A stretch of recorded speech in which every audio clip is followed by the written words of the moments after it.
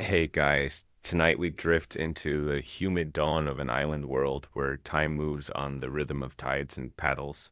This is Tonga centuries ago, when canoes ruled the sea and muskets were still newcomers trying to understand the waves. You probably won't survive this if you think war here was loud and fast. No, this one is slow, deliberate, and filled with silence that hums louder than any gun dot, so. Before you get comfortable, take a moment to like the video and subscribe, but only if you genuinely enjoy what I do here. And tell me in the comments where you're listening from and what time it is for you right now. Maybe it's just past midnight, maybe the rain's tapping softly on your window. Perfect God now. Dim the lights. Maybe turn on a fan for that soft background hum. And let's ease into tonight's journey together. You are sitting in the bow of a long canoe carved from breadfruit wood. Its hull slick from fresh oil. The smell of the sea fills your nose, salt and coral dust, and the morning air tastes faintly metallic, like the breath before a storm. Around you, dozens of canoes shift on the waves, rocking gently in the pink light of dawn. The paddles rise and fall together, a whispering forest of movement. If you close your eyes, it sounds like breathing. Far off, the beach glows pale gold. There, beyond the mist, you can see the unfamiliar shapes of British tents and stacked crates muskets. Barrels, the faint lines of smoke where men still sleep around small fires. It feels strange to know that soon those silent dots of red, cloth and iron will face this quiet sea. Your hand rests on the carved paddle beside you. Near its handle, tied with a thin string of coconut fiber, is a tiny seashell white, polished, smooth as if from years of worry and tide. The man who gave it to you last night called it the ear of the ocean. He said if you listen close, you'll hear which way courage drifts. You half believed him. Maybe you still do, the air is thick with waiting. From canoe to canoe, murmurs ripple, which reef to hide behind when to strike, whether the foreigners will fire first. Someone hums an old paddling song, soft enough to sound like a memory dot. A chief stands tall on the central canoe, broad-shouldered and calm, a garland of green leaves around his neck. He raises a hand and the paddling stops at once. The silence feels alive like the sea itself is listening. Then he speaks, low, and even his words carrying across the water like driftwood. Do not meet their thunder with thunder, he says. Meet it with silence. The sea will do the rest. You think of the idea that silence can be stronger than a musket? That stillness can trap a storm. The sun breaks the horizon, sending gold across the ripples. Every canoe gleams like a blade. A school of tiny silver fish leaps beside you, startled by the movement. Somewhere inland, a rooster calls, absurdly ordinary for a day like this. You look again at the British camp. The red-coated figures are awake now, their movements small and clumsy through telescopes and ropes. One man tries to adjust a musket that jammed in the salt air yesterday. Another kneels to polish his boots, as if clean leather could matter on coral sand. You almost laugh, quietly. War looks ridiculous from the water. There's a myth your grandmother used to tell about the god who challenged the sea to a contest of patience. The god built a fortress of rock, while the sea only lapped at its base, again and again, for years. In the end, the rock cracked. Not from force, but from listening too long to the waves. You wonder if that's how this day will go. A paddle dips. Beside you, catching light like a flash of silver, the man holding it bare chest marked with patterns of shark teeth grins. He's not nervous. He tells you the canoes have names, and the one you're in is called Fafine Mo Lanji, woman. Who sleeps in the sky? It's an old name meant to remind you that even if you die, your story rises. A faint breeze comes in from the east, carrying the scent of pandanus leaves and distant smoke. You can taste it, sweet and sour at once. The sea slaps against the hull in small, steady sounds, like a giant heartbeat dot. It's easy to imagine that this isn't war at all, just another morning of fishing, another gathering before a festival. But then you notice the bundles beneath your seat, nets woven not for fish but for fouling propellers, ropes meant to tangle oars. There's also a small club, its handle smooth from years of palms. It feels heavy in your hand. The chief's canoe begins to move again, slow and deliberate, toward the open water. You follow, the rhythm of paddling steady as breath. The line of canoes curves like a living serpent, each hull catching the rising sun. You pass near the reef known as the Sleeping Shark. It's shallow here, deceptive, its coral teeth hidden under glassy waves. Foreign ships never see it. Until it bites, you touch the side of your canoe and whisper a small word of thanks to the reef. When you glance back, you notice one of the younger paddlers staring at the British shore with a mix of fear and curiosity. What do you think they dream of? You ask him. He shrugs. Maybe the same as us. Food. Family. Not dying before sunset. It's such a simple answer that you almost believe this could end peacefully. But then, faintly, you hear the clink of metal on metal, the British loading their guns. A seabird cries overhead, its wings cutting across the sky like a signal. The chief raises his hand again. The canoes halt in perfect silence. Even the ocean seems to hold its breath. Your paddle drips softly into the sea. One drop, then another. You take the carved seashell in your fingers, press it to your ear. The whisper inside sounds almost like laughter or maybe warning. Either way, it tells you what you already know. The battle will begin not with thunder, but with a ripple. And when it does, you'll be ready to listen. The night has folded itself around the island, thick and warm as woven top of cloth. You sit cross-legged among the chiefs, the sand beneath you cool from the receding tide. A circle of kava bowls gleams in the torchlight shallow wooden vessels, filled with muddy drink, frothing slightly at the edges. The air smells of earth, salt, and faint smoke from coconut husks. The chief's laughter rises and falls like gentle waves. It's not the sound you expect before a battle. No barking commands, no restless pacing. Just men and women, leaning close, their voices soft, sharing jokes about old rivalries and lazy pigs. You realize that to them, war isn't interruption. It's a rhythm, another tide to read. The chief beside you, his name is Afa. Like the rope made from coconut fiber leans in and offers a small shell cup filled with kava. It tastes like the bottom of the lagoon, he says, smiling. But it calms the heart. You lift it, the smell earthy and strange like wet clay after rain. The taste shocks you at first, bitter, numbing, slightly smoky. But there's something grounding about it, a heaviness that settles behind your eyes. The world slows. The ocean's hiss grows softer, the fire brighter. Across the circle, another chief stirs the main bowl, using a paddle carved with spirals. The same pattern. Marks the hollow kava bowl itself, swirling grooves filled with dark liquid that catch the light like small galaxies. He says the spiral represents the sea current that never breaks, even when wind changes. You glance at your own paddle back by the shore, where the tiny seashell charm still glints faintly in the torchlight. It feels like the spiral on the bowl, something.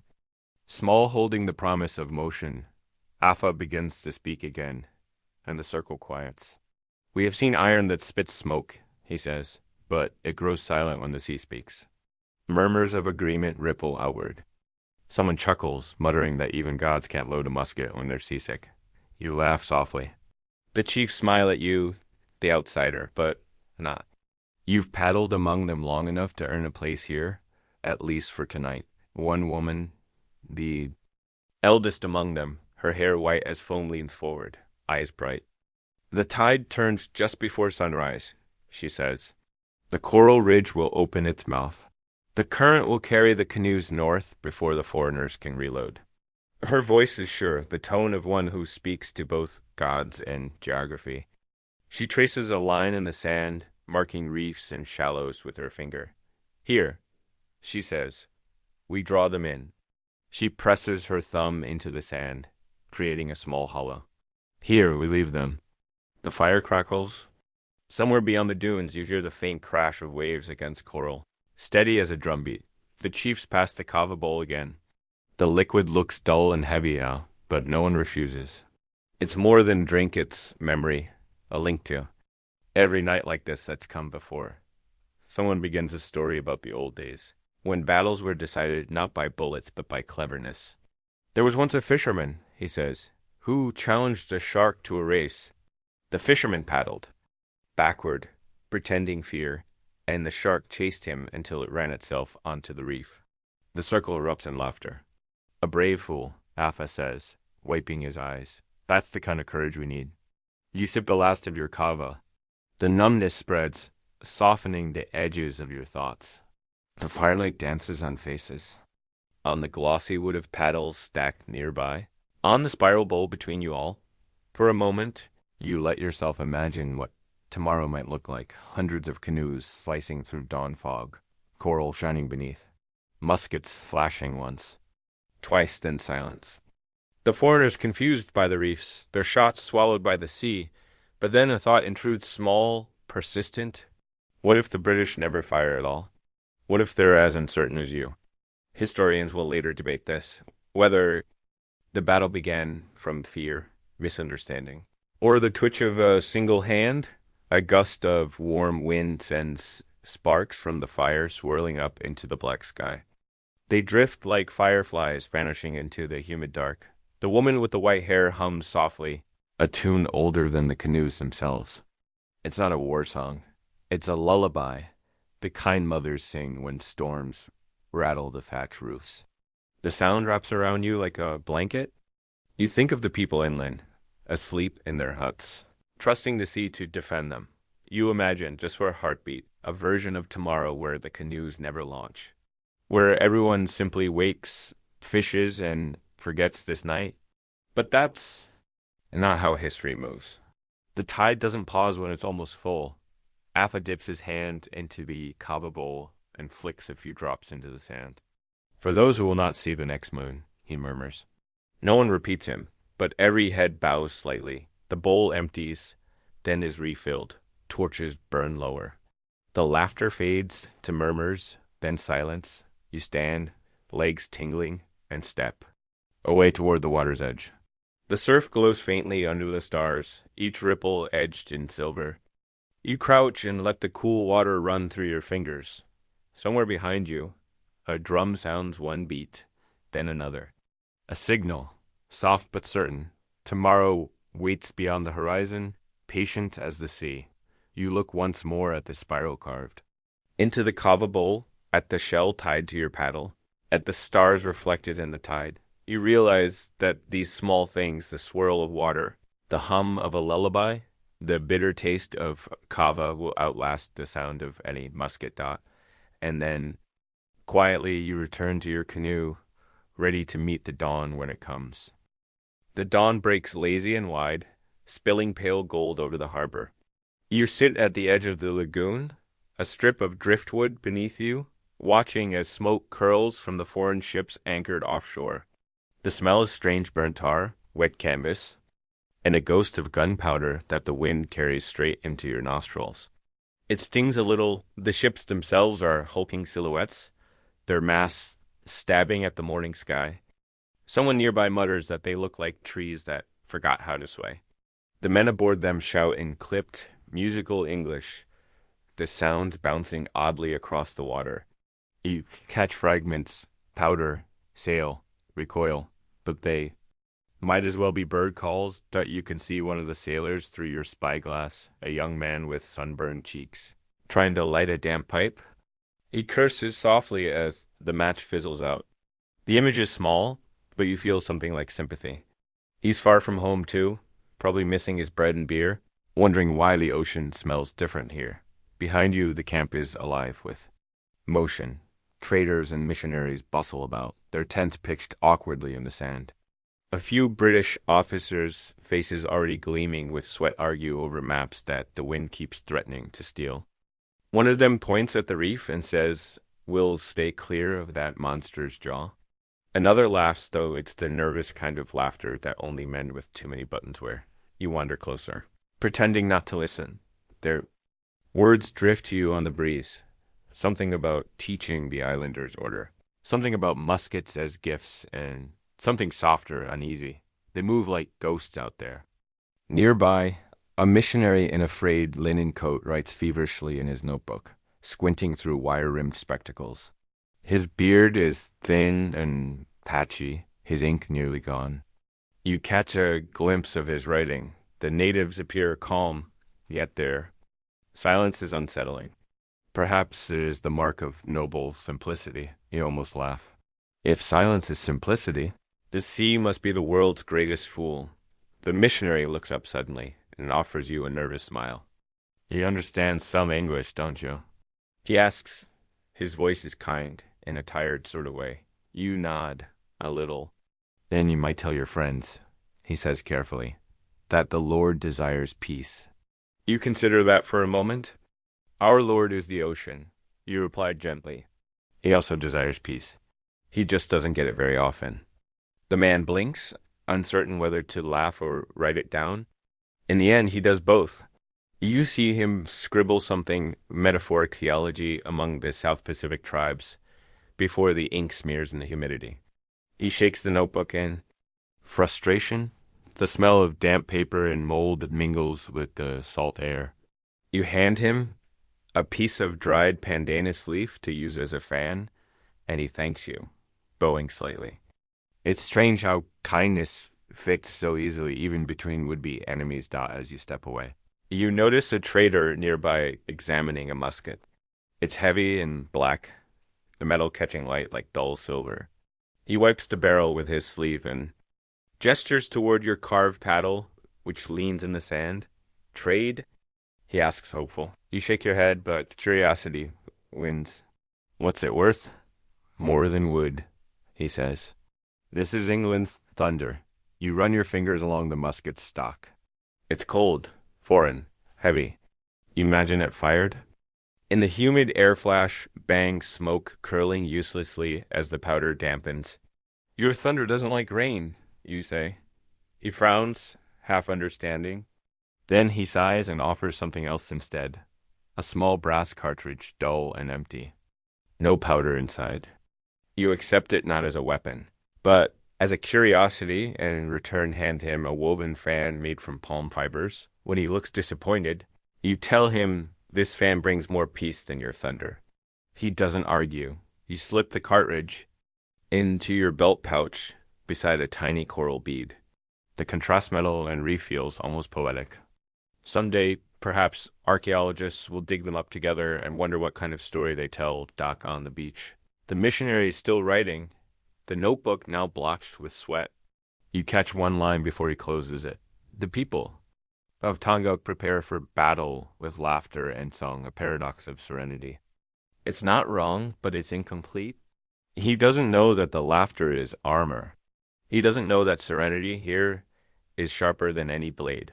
The sun climbs higher, burning the mist away. The ships gleam now, their flags bright against the sky. A bell rings aboard one, followed by the hollow boom of a signal drum. You feel the vibration through your feet. It's not war yet, but casinos. You can hear the difference in the rhythm of the waves, as if the tide itself is holding its breath. A seagull swoops low, snatching a fish from the shallows, then arcs upward, crying as it disappears toward the reef. You watch it go, wondering if it sees the traps hidden beneath those calm waters, the nets and stakes you helped secure 2 nights ago. Behind you, children run laughing along the sand, chasing a crab with a stick. The sound cuts through the tension, absurd and perfect. Even on the edge of war, someone is always laughing somewhere. The missionary closes his notebook and stands. May God watch over you, he says softly. You nod. He'll need a canoe then. He smiles, finally understanding the joke, and for a brief moment, the two of you just listen to the gulls, the tide, and the creak of ropes far out on the ships. Then the chief's voice calls from the dunes, summoning you back to the camp. It's time. You glance once more at the foreign ships, at the smoke drifting from their guns, at the notebook drying in the sun. The world feels perfectly balanced, like a breath before exhale. You touch the seashell on your paddle, the one that whispers direction when you need it most. The breeze catches it now, making a faint ringing sound. Somewhere in that sound, you hear the promise of the next tide and the echo of what must come when thunder meets silence. The fog clings to the lagoon like a heavy breath, rolling over the water in slow, coiling ribbons. You can taste the salt in the air, the faint tang of seaweed. and the smoky sweetness of last night's fire is still drifting from the shore. You grip your paddle, feeling the worn grooves beneath your palms, the same pattern of spirals that mark the kava bowl. The wood is slick, but the motion is muscle memory now. You dip it into the water, push, and the canoe glides forward with that familiar soft hiss around you. Other canoes emerge one by one from the fog, their shapes shadowed and dreamlike. A few torchlights still burn on the horizon, each flickering, reflection breaking across the water like molten gold. The sound of paddles fills the air, not frantic, but rhythmic, hypnotic. It's a heartbeat shared across 100 hulls. The chant begins quietly. One voice first, a deep, resonant hum that threads through the mist. Then another joins and another until the sound vibrates against your ribs. It's not a war cry. It's a song for balance, an invocation of tide and courage. You join in softly, the syllables rising from your throat before you can think about them. The chant's first line, one you learned as a child, translates roughly to "the moon guides us home." It's a promise, not a direction. Above you, the moon still hangs pale in the morning haze, reluctant to give way to the sun. Its reflection shivers across the lagoon, and for a moment you imagine it lighting a path just for your canoe. The air vibrates with sound, the slap of paddles, the hum of voices, the low rumble of waves beyond the reef. Even the fog seems to move in time with the rhythm. You glance to your left where a young paddler named Moa grins despite the cold damp. "If the fog stays," he whispers, "they won't see us until it's too late." You nod, though a part of you feels a pang of sympathy for the men on the ships. They'll wake to a horizon of ghosts, not knowing if it's the sea or something. Older coming for them, the chant deepens, the bass notes resonating through the hull. You feel the vibration through your knees. The man at the stern lifts a carved shell horn to his lips and blows, a sound so low it's almost below hearing, a tremor that ripples through the fog. Out beyond the reef, the water shifts. The current changes direction almost imperceptibly. Tugging the canoes forward, it's time. You paddle harder now, your muscles warming, your breath steady. Each stroke feels deliberate, controlled. The fog thickens, wrapping you in its pale arms. You can't see the other canoes anymore, but you can hear them, the faint splash of paddles, the rhythmic breaths, the occasional soft laugh. There's a moment when you think the fog might lift too soon. You imagine the British soldiers blinking through the haze, spotting strange shadows gliding toward them.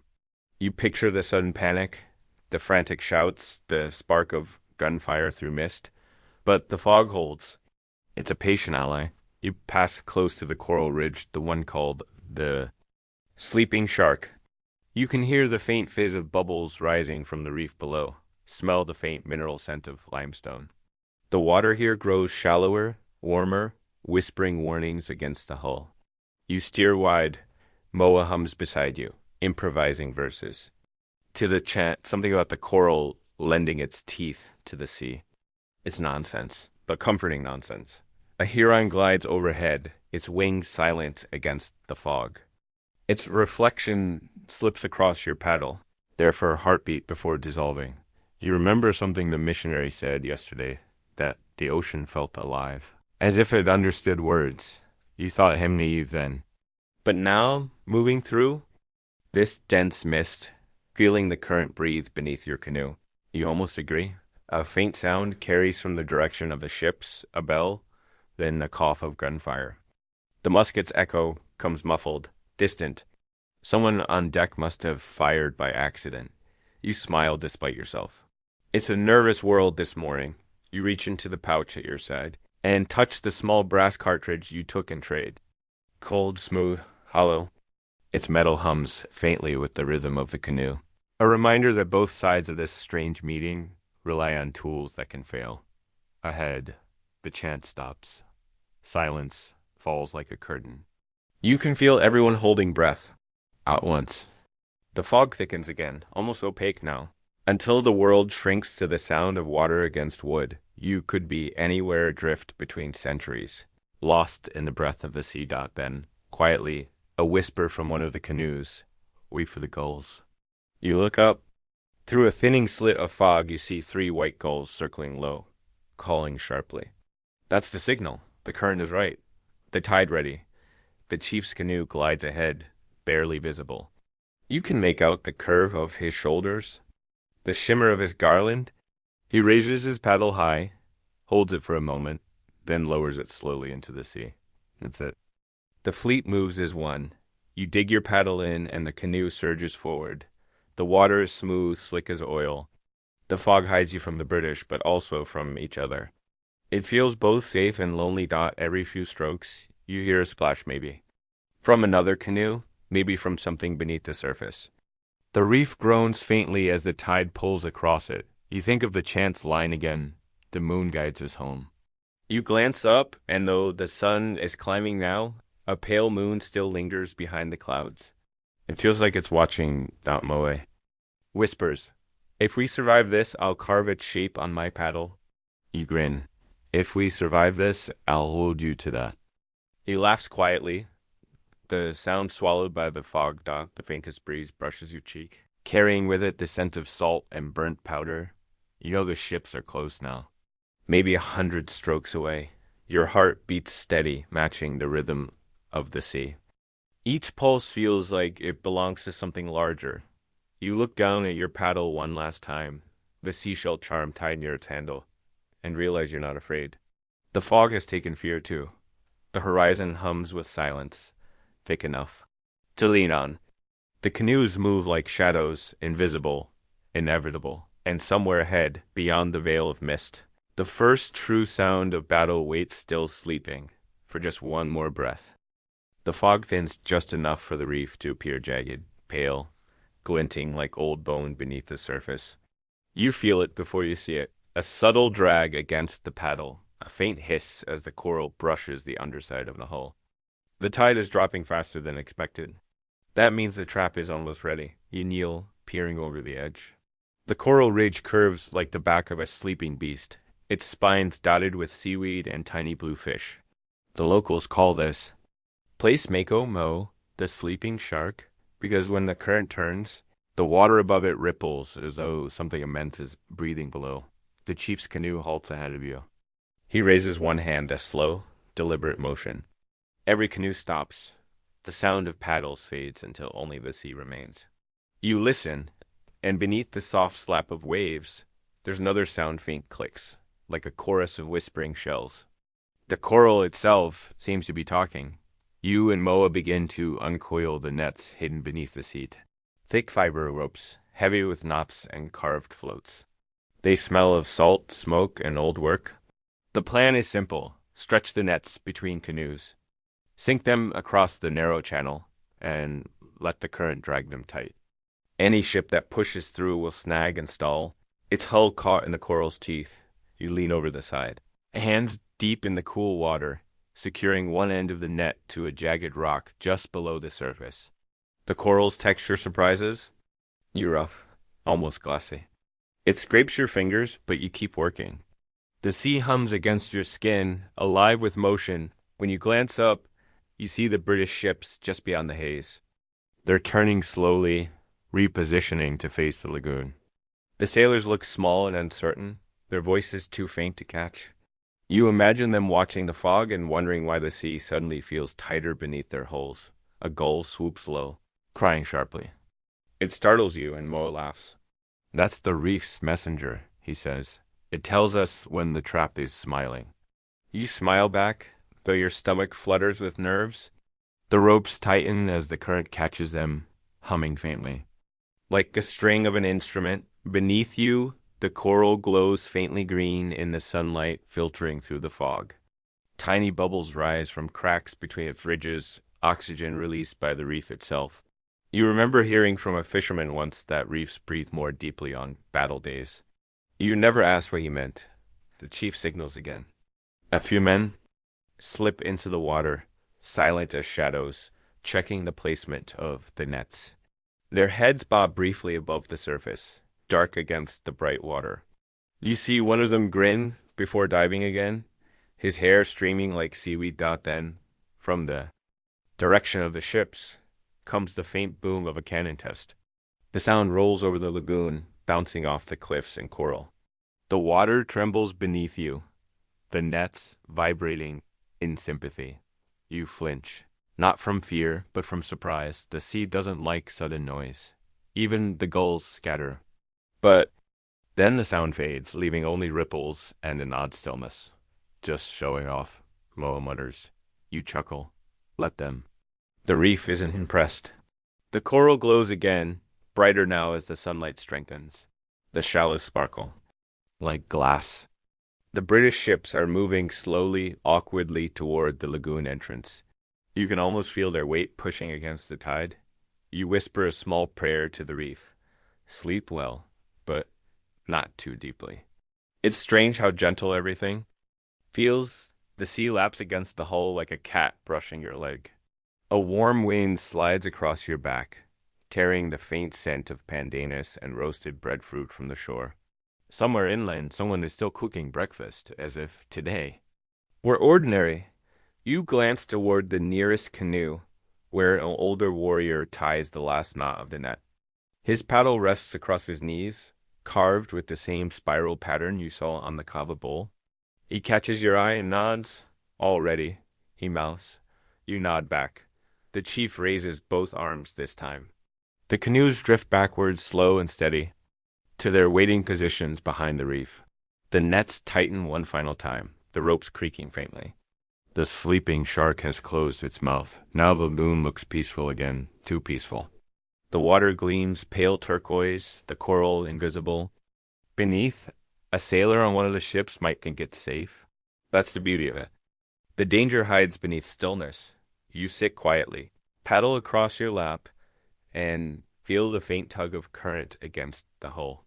The sound of the reef fills your ears, a low, rhythmic murmur, almost like snoring. You think of your grandmother's story again, the god of the sea whispering patience. Until even stone-cracked patience. That's what this battle will need. Moa breaks the silence. Do you ever wonder, he says, if the coral keeps count of how many ships it eats? You grin. I think it prefers not to brag. He laughs, splashing his paddle lightly against the water. The droplets sparkle in the sunlight, tiny stars that vanish before hitting the surface far off. The missionary's ship bell rings again. You imagine him below deck, clutching his damp notebook, praying that diplomacy might still mean something. The sea doesn't answer prayers. It answers movement. You tighten your grip on the paddle, watching the distant sails shift, feeling the slow pull of tide between the canoes. The current wants to drag you forward, but you resist, holding steady. The reef groans softly, the nets creak, and a single gull lands on the nearest float. It tilts its head, watching you with one black eye. Chief whispers across the water, barely audible. Let them come. The words drift into the fog, carried by the wind. You exhale slowly, feeling the salt dry on your lips. The damp air cooling your skin. Somewhere below, the coral whispers again, a sound like cracking shells. You imagine it, saying, I am awake now. And when the ships draw nearer, you'll be ready, your hands steady, your paddle light, the sleeping shark beneath you wide-eyed and smiling.